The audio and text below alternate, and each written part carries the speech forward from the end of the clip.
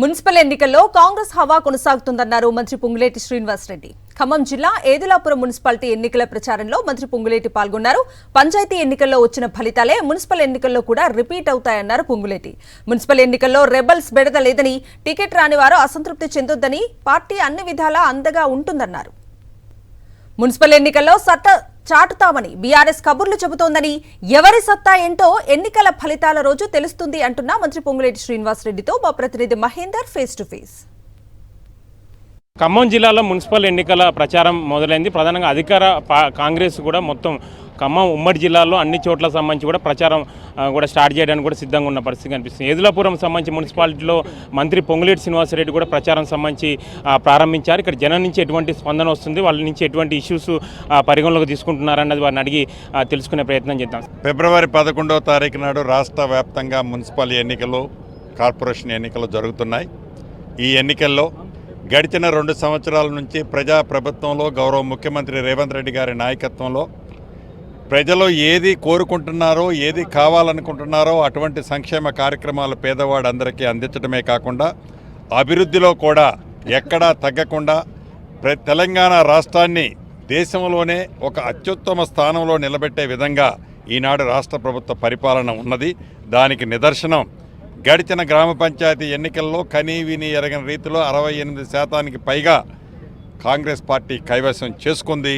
ఈ corporation municipal ఎన్నికల్లో కూడా 75 నుంచి 80% మున్సిపాలిటీలు, కార్పొరేషన్లు కాంగ్రెస్ పార్టీ గెలవబోతుంది. అంటే కొన్ని చోట్ల రెబల్స్ కూడా ఉన్నట్టు తెలుస్తుంది. వారిని ఎట్లా సర్ది చెప్పే ప్రయత్నం చేస్తున్నారు? ఎందుకంటే పంచాయతీ ఎన్నికల్లో కొంత అధికార పార్టీకి అనుకూలంగా ఉన్నా కానీ రెబల్స్తో కొంత నెగిటివ్ రిజల్ట్స్ వచ్చాయి. ఎస్, నిజం.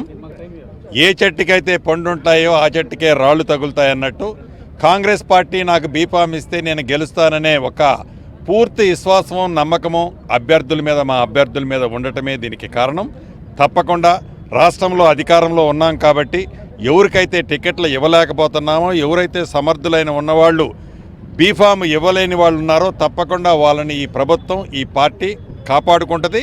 వారికి ఉన్నతమైన స్థానాలు భవిష్యత్తులో ఇస్తుంది. మున్సిపల్ ఎన్నికల్లో కూడా కాంగ్రెస్ అడ్రస్ గల్లంత అవుతుందని కూడా బీఆర్ఎస్ సంబంధించి చెప్తున్నారు హరీష్ రావు, కేటీఆర్.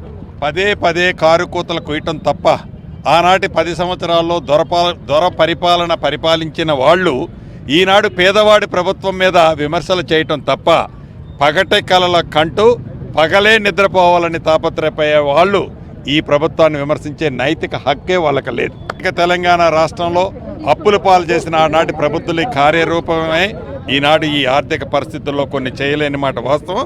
వాటిని అతి కొద్ది నెలలోనే ప్రతి పేదవాడికి అవి కూడా అందిస్తాం.